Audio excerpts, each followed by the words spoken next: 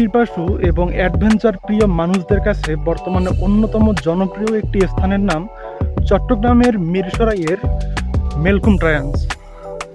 যেমন ভৌতিক পরিবেশ, সেই সাথে দুর্গম এলাকা এই জায়গাটিকে করে ফেলেছে অনন্য।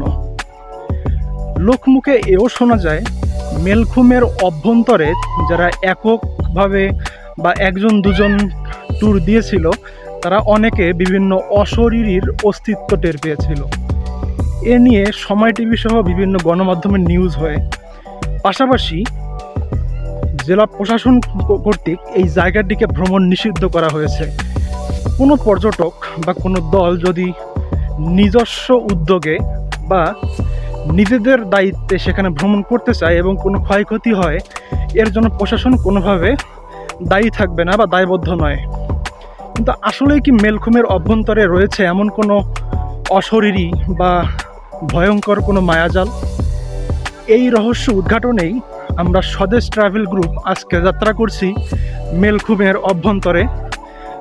পুরো জার্নির অভিজ্ঞতা জানতে ভিডিওটি মেলকুম যাওয়ার উদ্দেশ্যে আমরা 25 তারিখ রাত 12টায় সায়দাবাদ বাস স্ট্যান্ড থেকে আমাদের যাত্রা শুরু করি এবং পরদিন ভোর 5টায় আমরা চট্টগ্রামের মিরসরাইয়ে পৌঁছে যাই। সেখানে আমরা সকালের নাস্তা সেরে আমাদের গ্রুপের সম্মানিত অ্যাডমিন রাকিবুল ভাই তিনি কিছু ব্রিফ দেন এবং দিক নির্দেশনা প্রদান করেন। সমস্ত দিক নির্দেশনা শেষে আমরা সকাল 7টার দিকেই আমাদের গন্তব্যের উদ্দেশ্যে রওনা দেই। পুরো রাস্তাটি একদম পাহাড়ি এবং ঝিরি পথ হওয়ায় আমরা সবসময় চেষ্টা করেছিলাম পানি দিয়েই হাঁটার জন্য, কারণ উপরের দুই সাইডেই পুরো রাস্তা জুড়েই ছিল বেশ ঘন জঙ্গল এবং সেগুলোতে বিভিন্ন পোকামাকড়, সাপ কিংবা কাঁটা থাকতেই পারে, যেটি আমাদের জন্য বিপজ্জনক হতে পারে। তাই আমরা চেষ্টা করছিলাম যতদূর সম্ভব পুরো রাস্তাটি ঝিরি পথ অতিক্রম করে আমাদের গন্তব্যে যাওয়ার জন্য।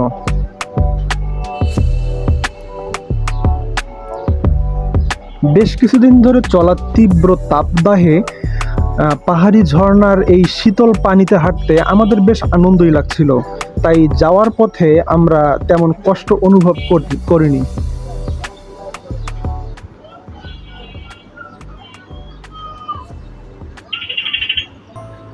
দীর্ঘ 2.5 ঘন্টা হাঁটার পরে আমরা অবশেষে পৌঁছে যাই আমাদের কাঙ্ক্ষিত সেই মেলকুমের অভ্যন্তরে।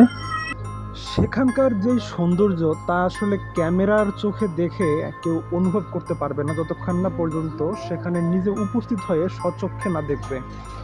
আল্লাহ তাআলা কত অপরূপভাবে আমাদের প্রকৃতিকে সাজিয়েছেন তার অন্যতম নিদর্শন হতে পারে এই জায়গাগুলো। সেখানে কিছু কিছু জায়গায় দিনের বেলাতেই বেশ অন্ধকার দেখা যাচ্ছিল এবং যখন রোদের ঝিলিক সেই পাহাড়ের ফাঁকা অংশ দিয়ে ভিতরে আসতেছিল, সেটি ছিল অত্যন্ত চমৎকার একটি দৃশ্য আমাদের জন্য।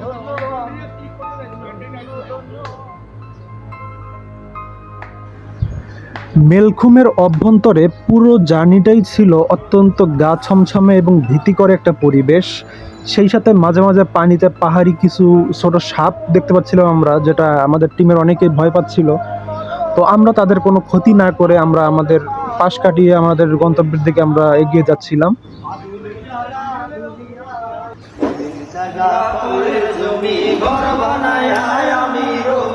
আমি তো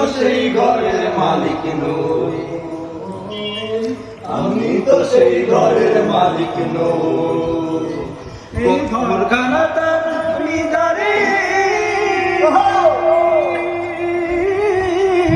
আমি পাই না তার হুকুম জারি।